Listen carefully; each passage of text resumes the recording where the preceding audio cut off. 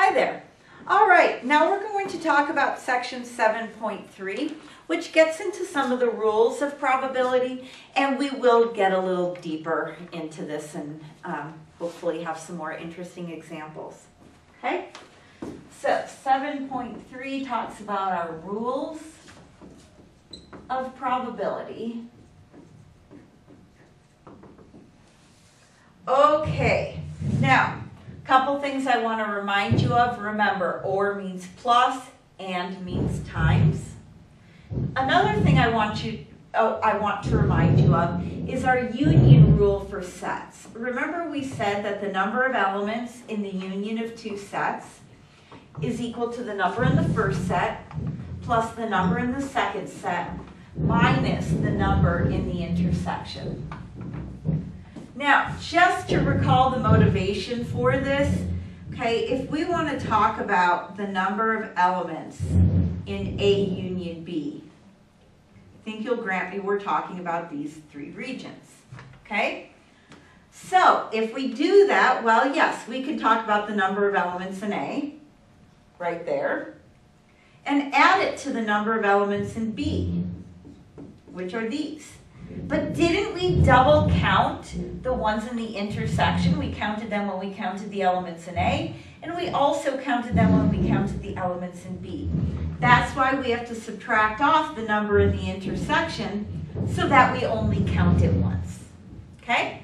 So, we're going to keep that in mind along with our definition of probability. All right, so check this out. Now, I could just give you the formula, but I like to show you where formulas come from whenever I can, simply because I believe they take on more meaning and more relevance. Okay? So, what I want to say is the following. For events E and F and a sample space S, we want to find the probability of E union F. Okay? Well, I think you'd agree by definition the probability of an event is the number of elements in that event over the number of elements in the sample space. Okay? That's by definition the probability. Well, now let's talk about the number of elements in the union of two sets. We had established this union rule. So I can rewrite my numerator and say, well, the number of elements in E union F is the number in E plus the number in F minus the number in the intersection. I know it looks like we're getting really complicated, but I promise you we're going somewhere. All right, now typically when you have a bunch of fractions, you find a common denominator and put them all over the common denominator. But what we're going to do is do the opposite, okay? What we're going to do is say, all right, I can break this up into three separate fractions. I can write this as the number of elements in E over the number of elements in S, plus the number of elements in F over the number of elements in S, minus the number in the intersection over the number of elements in S. All right, let's not lose sight. We were wanting to find a nice formula for the probability of E union F. Well, by definition, what is the number of elements in E over the number of elements in S? Isn't that by definition the probability of E? And by definition, what is the number of elements in F over the number of elements in S? That's the probability of F. And last but not least, we subtract off the probability of the intersection. So that is a really important formula that we're going to use a lot. Okay? Now, I'm going to do some examples using that formula using our cards again. We found some examples last time where we had a union. I can't remember the exact ones, but maybe like the probability of drawing a 2 or a red queen?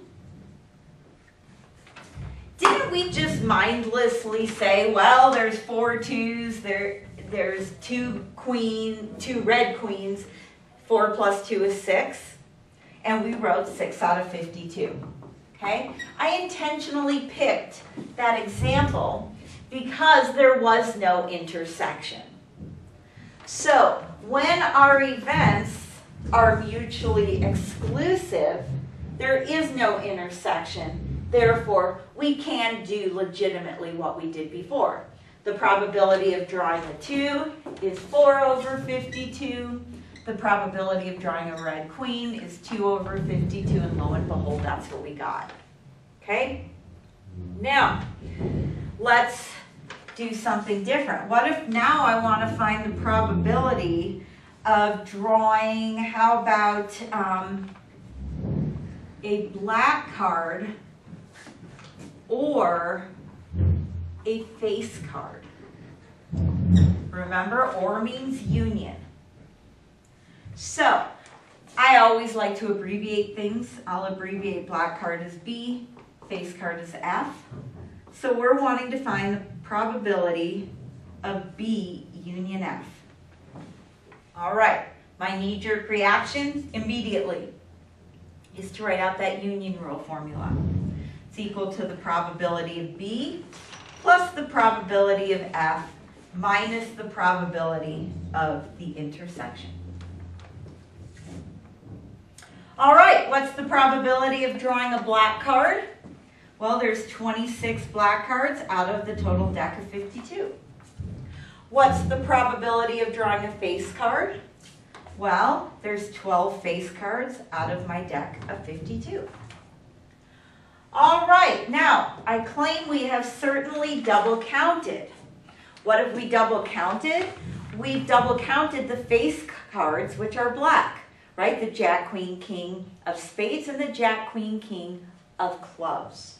So we would have to subtract 6 over the 52, and so we get 32 over 52. Okay, let's do another example. How about we find the probability of drawing a, let's do, how about a diamond or a king? So I'll call that D and that K. So we're wanting to find the probability of D union K. Well, I'm going to write out my formula immediately. That's the probability of D plus the probability of K minus the probability of the intersection. All right, let's do it. What's the probability of drawing a diamond? Well, there's 13 of each suit, so it's 13 over 52. What's the probability of drawing a king? There's 4 kings in our deck of cards. Now, what does D intersect K mean? It needs to be a king and it needs to be a diamond. There's only 1 king of diamonds. So we get 16 over 52. Pretty sweet, huh? Okay. Now, let's do this one. Let's just do 2 more, and then we'll continue on to some more interesting examples. Just 2 more card problems. All right, so what if we want to find the probability that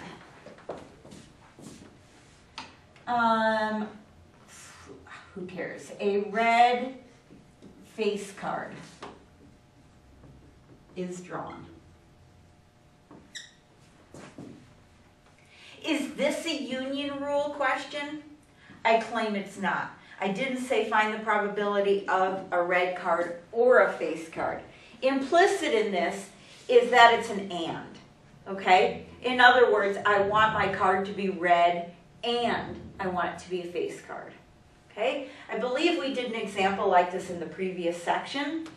And we saw that, well, there's a total of 12 face cards, half are red, therefore we have 6 over 52. Okay? Now, what if I asked you this question? Find the probability that a red face card is not drawn. Okay? Now, we know our denominator is 52, so we're already cool there. But with our numerator, we could conceivably count all the cards in the deck that are not red face cards. Okay? The reason why I'm doing this example is I think you'd agree that these two events are complements of each other. So, a simpler way of doing this might be to say, well, the probability that a red face card is not drawn is 1 minus the probability that a red face card is drawn. And that's 1 minus, which we found to be 6 over 52. Therefore, the probability is 46 over 52. All right, so I just wanted to do an example of that business where we talked about the probability of an event is 1 minus the probability of the complement. Okay, I've got a couple more Venn diagram questions that I want to do in this section. One of them just involves numbers, and the other one involves probabilities. Okay, so let's take this first guy. Let's suppose that E and F are two events of an experiment with a sample space S. And suppose that we're given that the probability of E is 0.6, the probability of F is 0.4, and the probability of the intersection is 0.2. Now, what we're going to want to find is, ultimately, we're going to want to find the probability of E union F, the probability of, say, E complement, and then how about the probability of E intersect F complement. Now, the first one we can do using our union rule that we just established. But what I'm going to tell you is in this section 7.3, you're going to want to draw Venn diagrams for a lot of these questions, okay? That is highly recommended. So what I'm going to want to do here first is draw a Venn diagram. Okay, so let's do this. Here is E and here is F.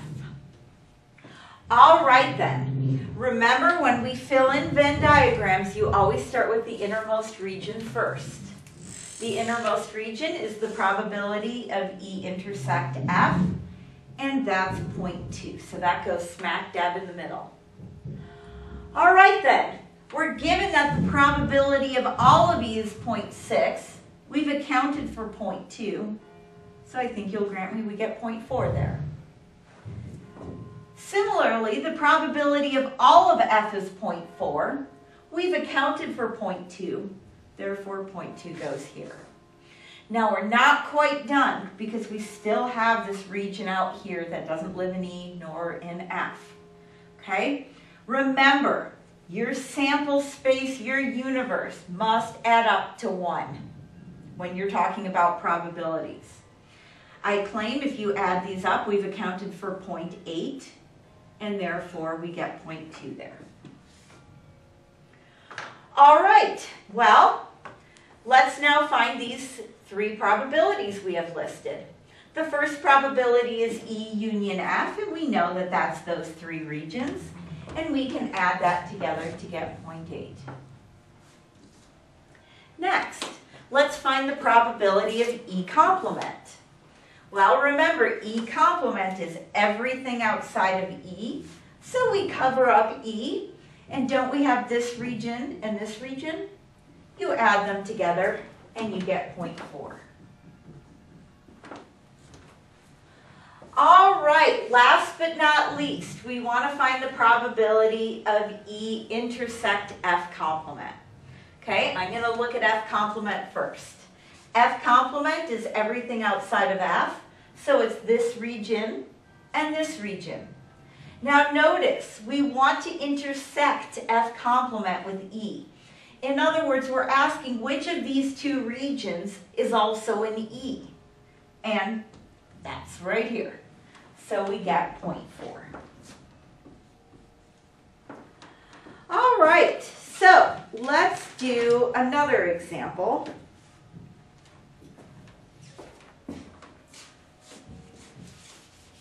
And this example is on course enrollments. I don't promise you any of these are very interesting.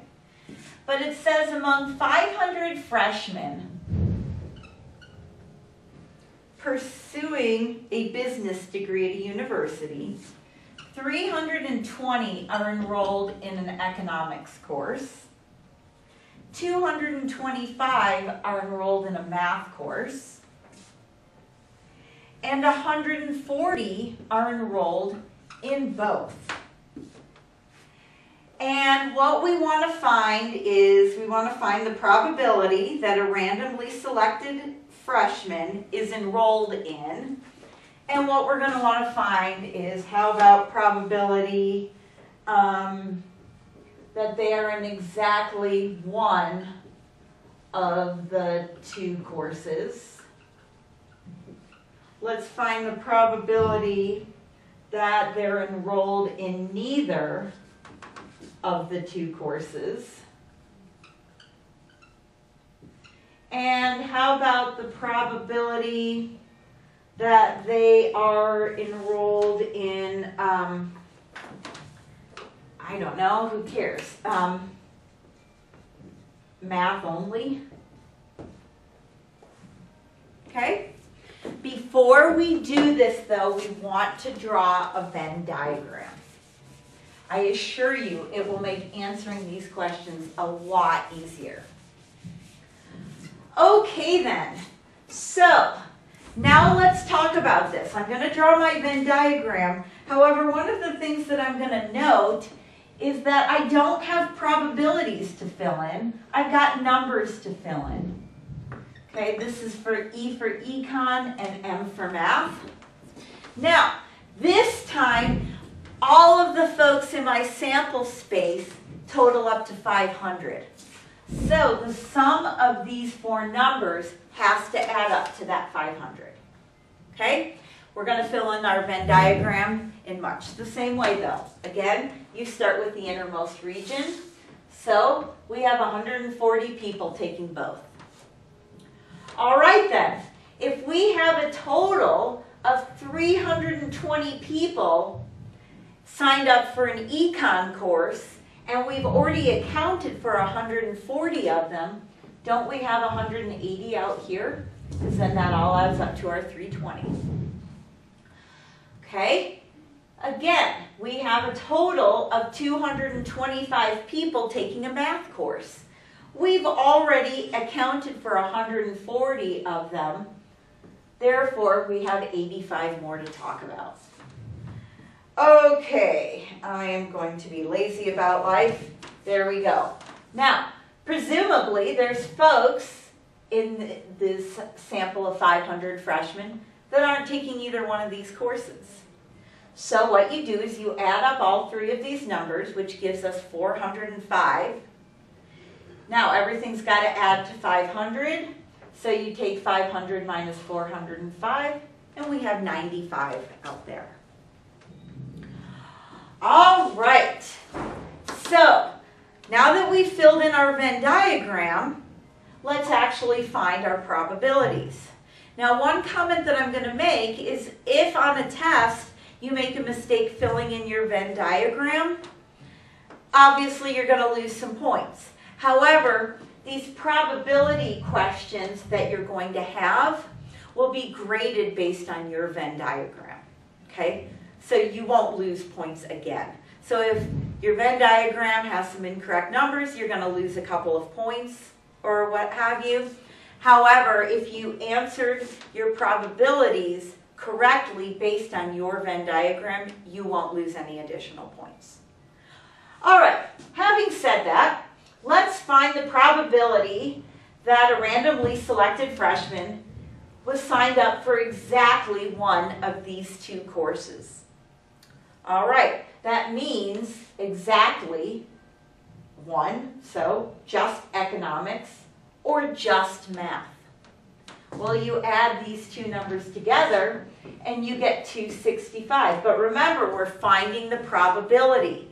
You take the number of people who are taking exactly one out of those two courses divided by your total number of people. So you see in our previous example, we were given probabilities, in which case we could just do addition or subtraction and find the probabilities. Now we're given numbers, so you have to remember to divide. Okay, 2 more questions and then we're done with this section. Let's find the probability that a randomly selected freshman took neither of the 2 courses. Well, we found that number to be 95 over our 500. And finally, the probability that one of these folks was only enrolled in the math course, right here, that's 85. So our probability is 85 over 500. All right, that concludes section 7.3. Have fun.